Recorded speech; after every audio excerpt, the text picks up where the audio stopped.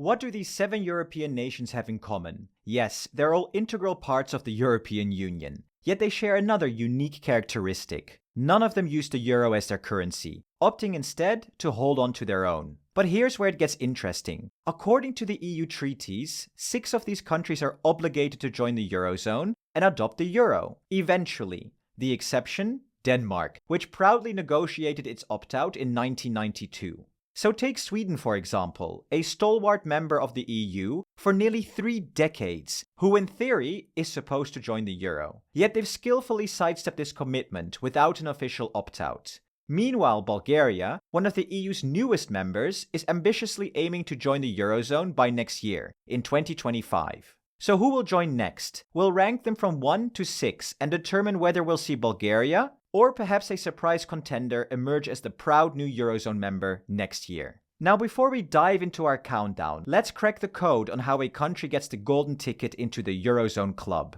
This is all about aspiring members to meet the convergence criteria. Think of them as the ultimate checklist of 5 points. The first criterion is legal convergence. This ensures a country's laws, particularly those concerning its central bank, align with EU standards. This means the central bank must be fully independent, focus on price stability, and avoid directly financing the government. So out of the 6 countries not yet part of the Eurozone, who meets this requirement? To assess this, we'll have to look at the latest convergence report, which is an assessment by the EU Commission on whether a country is ready to join the euro. And according to the EU Commission, only Bulgaria meets this requirement. The other 5 countries are not completely compatible, as their central banks are not entirely independent and potentially buy government bonds, which is not in line with euro adoption. The second criterion is price stability. To join the Eurozone, a country must have an inflation rate close to, but not exceeding, 1.5% above the average of the 3 best performing Eurozone countries in terms of price stability. This helps keep inflation in check and avoids economic chaos. So how do the 6 non-Euro member countries perform? Let's check the inflation rates of all European Union countries from June the 23rd to May the 24th.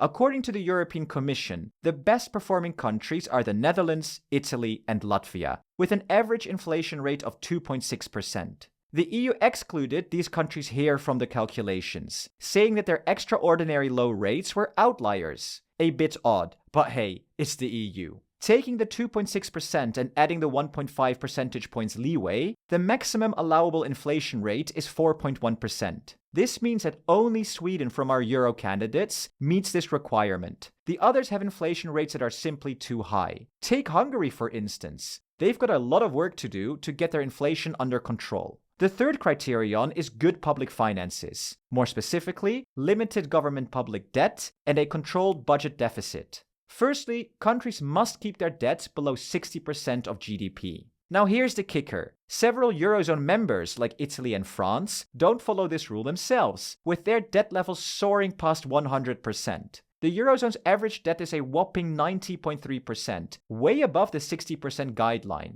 As for our candidate countries, except for Hungary, they're all doing great, with their debt well within the 60% limit. Sweden and Bulgaria in particularly have some of the lowest public debt in the EU. Secondly, there's the budget deficit. This means how much more a government is spending than it's earning. Countries can't let this exceed 3% of GDP. Czechia, Poland, Romania, and Hungary are all above the limit. However, the European Commission gave Czechia a pass because they have a solid plan to fix it. So when it comes to public debt, only 3 countries meet the Eurozone's joining requirements. The fourth criterion is stable exchange rates. This means applicant countries cannot devalue their currency against the euro. To demonstrate this, a country must participate in something called the exchange rate mechanism for at least 2 years. This tests a country's currency stability in the face of market pressures. Now, there's only one country that meets this criteria: Bulgaria. Bulgaria's currency, the Bulgarian lev, has been part of the exchange rate mechanism for 4 years, with the exchange rate consistently hovering around 0.51 euros per Bulgarian lev. Actually, the Bulgarian lev was pegged to the German Deutschmark in 1997, and then the euro since 1999. So on this front, Bulgaria has passed with flying colors. The other countries are not part of the exchange mechanism, and would need to join for at least 2 years. Lastly, the fifth requirement is long-term interest rates. the average long-term government bond interest rates must not be more than 2 percentage points higher than in the 3 EU countries with the lowest inflation rates. This ensures that a country can borrow money at stable and reasonable rates. This assessment involves a bit of a complex calculation, so let's do this step by step. First, let's look at the inflation rates again across Europe. As seen before, the EU Commission determined that the Netherlands, Italy, and Latvia had the lowest inflation rates. Second, let's take these 3 countries and find their corresponding long-term interest rates. Third, we find the average. And then finally, we add 2 percentage points, yielding a maximum limit of 5.5%. Basically, this means interest rates for euro candidates can't exceed 5.5%. Bulgaria, Czechia, and Sweden meet this requirement, but Poland, Romania, and Hungary do not. Again, Hungary is at the highest end, with Poland just missing the benchmark. So here's the overview of the convergence criteria, with Bulgaria leading the charge towards the euro, as they are meeting the most requirements as things stand. However, the convergence criteria alone don't tell the full story of joining the Eurozone. Public opinion and political support are equally important. The most recent Eurobarometer conducted in May this year measured public support for the euro in each of the candidate countries. And guess what? The most enthusiastic supporters are Romania and Hungary. It's quite a surprise to see Sweden at 55%, even higher than Bulgaria, Czechia, and Poland, who are hovering around the 50% mark.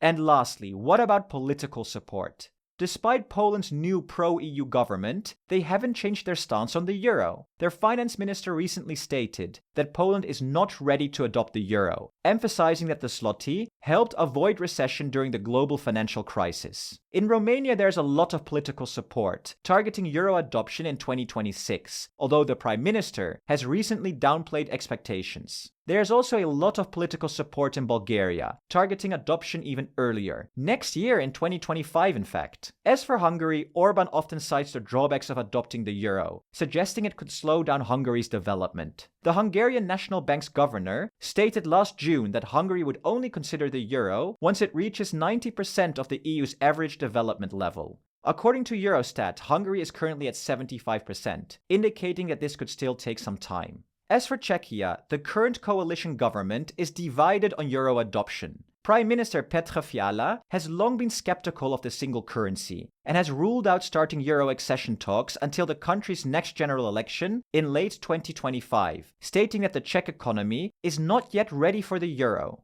In Sweden, while talk of the euro is increasing, only smaller parties like the Liberals support its adoption, with larger parties still opposed or undecided. So who will join next? We think it will be Bulgaria. They meet most of the requirements and have already requested a new convergence report later this year, when they think the inflation criterion will be met. Their main stumbling block is the unstable political situation, with the country holding 6 parliamentary elections since 2021.